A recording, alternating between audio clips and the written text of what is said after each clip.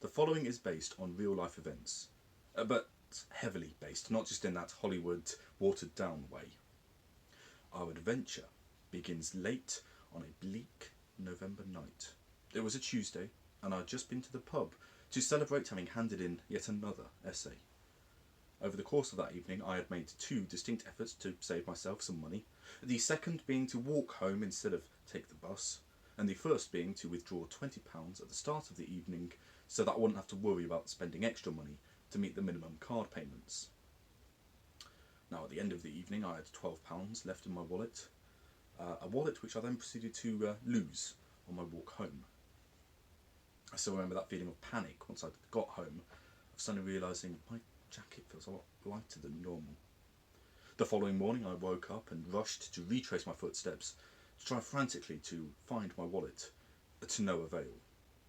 I then proceeded to cancel my debit card and to try and return back to normal life. A few days passed and I received a Facebook message out of the blue. "Hey, this might be really random, but have you recently lost a wallet?" After a couple of frantic messages of yes, I have, yes, I then proceeded to arrange a time where we could meet up so that this stranger could give me back my wallet. Then, doing what any normal, sensible, down-to-earth person would, I proceeded to lightly stalk his Facebook profile just to see what information I could gain about him. Now, his privacy settings were turned on, but I could still find out 3 facts about him. Firstly, that he was a married father. Secondly, that he was a motorbike enthusiast.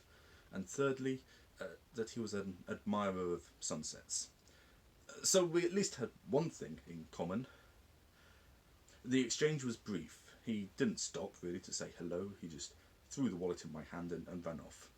So of course it comes as no surprise then that my £12 was gone.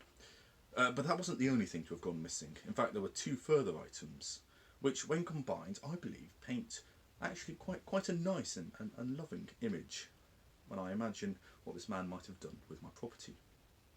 Now, of course, the first thing to have gone was that £12 I mentioned. I don't know what he might have spent that money on, but I like to imagine that maybe he spent it on a bottle of wine, and depending on how much he cheaped out on the wine, maybe some candles as well, to really have a nice romantic evening in with his wife. Because the second item that was taken was a voucher for a free pizza from a well-known chain of pizza restaurants. So maybe he's put his child to bed early that night and has got some pizza and some wine and some candles. It's a lovely romantic evening. They're sitting on the floor because why not? They don't get a chance to do this much. They've got a child to look after, but they're not even watching TV. They're just there enjoying each other's company on the floor, eating their lovely pizza and having some cheapish wine. Gorgeous, right? Now, the reason that I paint such a detailed and loving image is because of the nature of the third item that was taken from my wallet. This item in question being, well, a condom. So perhaps, yes, he did have this lovely evening with pizza and wine and candles and romance, and then finally at the end of the evening he whisked his beautiful wife up in his arms and took her to bed and did some adult things, shall we say. That's lovely, right?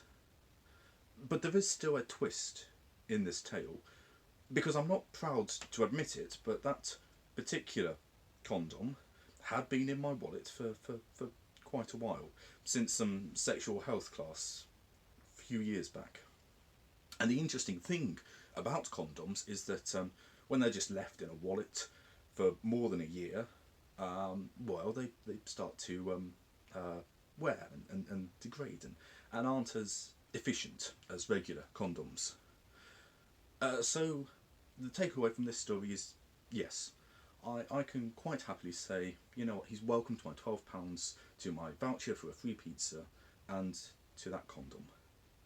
Because although I may have lost all of that myself, there is a chance, albeit a small chance, that he has gained something that would cost a lot more.